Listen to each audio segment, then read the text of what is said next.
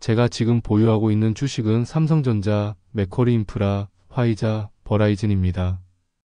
비중은 맥쿼리인프라, 삼성전자, 화이자, 버라이즌 순입니다.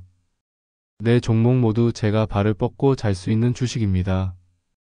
삼성전자는 2021년 8월 8만 원을 시작으로 조금씩 매수하여 하락할 때마다 수량을 늘려왔습니다. 맥쿼리인프라는 2024년 1월 1만 2,400원을 시작으로 하락할 때마다 매수해왔습니다. 많은 분들이 동의하지 못하시겠지만 주식을 분할 매수하는 입장에서 주가가 하락한다는 것은 참으로 행운이 아닐 수 없습니다. 워런 버핏처럼 한 번에 수천억 원어치 주식을 사는 게 아니라면 직장인이 주식을 모아가는 입장에서는 주가가 오르는 것이 무조건 좋은 것만은 아닙니다. 좋은 주식은 언젠가는 제자리를 찾아간다는 믿음이 있다면 말입니다. 삼성전자가 2024년 12월에 5만원까지 하락한 적이 있습니다. 이때 공교롭게도 맥쿼리인프라도 주가가 1만 300원대로 거의 최저점이었습니다. 백화점 명품 박앤세일이라고 할 수 있는 상황이었습니다. 저는 대부분 자산을 배당주 중심으로 재편한다는 계획에 따라 둘 중 맥쿼리인프라를 선택했습니다. 오늘은 삼성전자에 대한 얘기를 해보려고 합니다. 2024년 7월에 삼성전자가 8만 원을 넘어갔을 때 친척분이 지금이라도 삼성전자 사야 하냐? 물었는데 저는 삼성전자 5만 원 할 때 뭐하다가 이제 와서 관심 갖냐? 지금은 주식 사는 거 권하지 않는다 라고 말했습니다. 2024년 9월 이후 주가가 계속 하락해 5만 원까지 떨어지자 이번에는 삼성전자에 관심을 갖는 사람이 없었습니다. 모든 원성과 비난이 삼성전자 이재용 회장과 임원들에게 쏟아졌습니다. 그동안 삼성전자 주식을 긍정적으로 전망하던 전문가 분들도 비난의 화살을 피할 수 없었습니다. 삼성전자 투자자들은 무지성 투자자라는 말을 들어야 했습니다.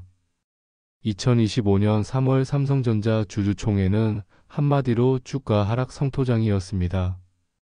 일부 언론, 일부 경제 전문가, 일부 유튜버들도 이 대열에 합류했습니다. 삼성전자는 AI 시대 대응의 실패 위기를 맞았고 미래가 밝지 않다는 얘기도 나왔습니다. 삼성전자 고질적 문제점이라며 확인되지도 않고 출처도 알 수 없는 글들이 내부 직원 제보라는 이름으로 유튜브 여기저기 떠돌았습니다. 삼성전자 관련 방송의 댓글도 예외가 아니었습니다. 삼성전자 5만원 초반일 때 지금 삼성전자 PER 10, PBR 1도 안 되는 가격이라 지금 사두면 앞으로 괜찮을 것이다 말하면 댓글에는 삼성전자 앞으로 4만원까지 떨어진다. 지금 삼성전자 주식 사면 바보다. 삼성전자는 이제 희망이 없다. 국장 탈출은 지능순이다. 이런 비관적인 댓글이 지배적이었습니다. 삼성전자는 AI 시대에 대처하지 못했고 인재 유치에도 실패했으며 내부적으로 문제가 많다. 삼성전자가 5만원까지 하락할 때까지 들고 있는 투자자들도 우량주의 함정에 빠져 있는 것이다. 이런 분위기가 2024년 하반기부터 최근까지 이어졌습니다. 많은 사람들이 삼성전자 주식을 손절해야 할 것 같은 압박을 느꼈을 것입니다. 실제로 삼성전자가 애물단지다. 넌더리가 난다며 주식을 판 사람도 있을 것입니다. 정작 삼성전자가 저평가되어 사모아야 할 상황에서는 외면하고 고평가됐을 때는 주식을 사는 관행이 반복되는 것입니다. 최근 언론은 삼성전자는 기술, 자본, 브랜드 파워 모두 있음에도 10년 동안 사법 리스크로 도약하지 못했는데 대법원 무죄 판결로 마침내 족쇄를 벗었다고 일제히 보도하고 있습니다. 대한민국 주식 투자자 1,400만 명 중 삼성전자 투자자는 500만 명입니다. 삼성전자 주주 현황을 보면 70% 가까운 숫자가 소액 주주라고 합니다. 이 정도면 삼성전자는 국민주라고 해도 과언이 아닙니다. 최근 들어 삼성전자가 상승하는 이유는 무엇일까요? 최근 주가 상승은 외국인들이 이끌고 있습니다. 신문 보도와 여러 유튜브 방송을 바탕으로 제 생각을 정리하면 이렇습니다. 1. 많은 분들이 이재용 회장의 무죄 판결을 이야기합니다. 무죄 판결 이후 주가가 더 오른 것은 사실이지만 그 전부터 이미 주가는 상승 흐름을 타고 있었습니다.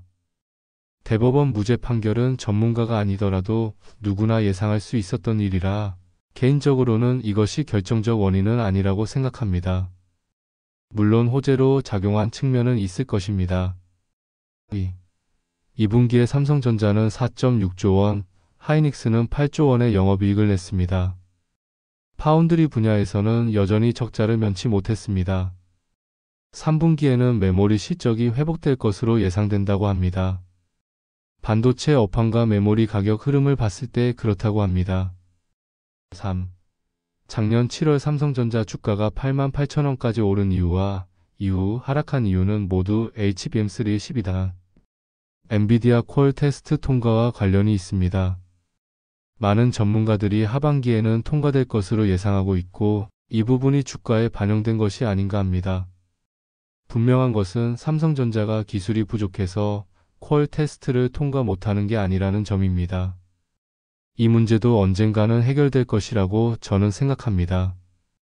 상식적으로 생각해도 엔비디아 입장에서 공급처가 한 군데보다는 두 군데인 게 더 낫겠지요. 4.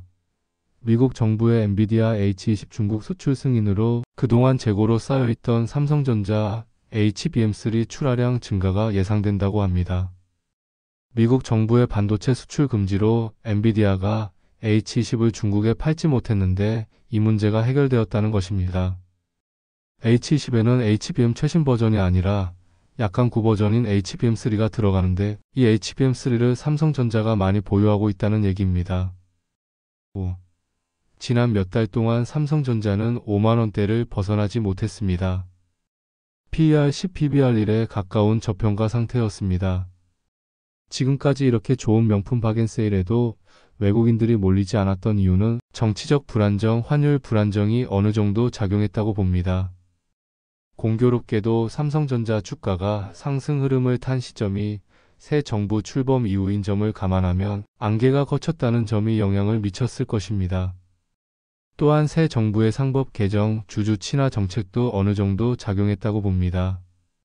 즉 삼성전자 주가를 눌러왔던 악재들이 걷히면서 주가가 제자리를 찾아가고 있는 과정이라고 저는 생각합니다.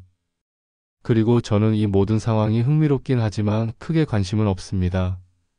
좋은 주식은 언젠가는 제자리를 찾아간다는 믿음이 있기 때문입니다. 참고로 저는 주식 전문가가 아닙니다. 그냥 일상 속에서 가치 투자를 실천하고 있는 사람입니다.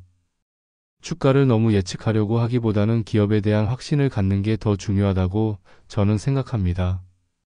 온갖 부정적인 전망에도 제가 삼성전자 주식을 계속 보유하고 있는 이유는 기업에 대한 확신이 있기 때문입니다.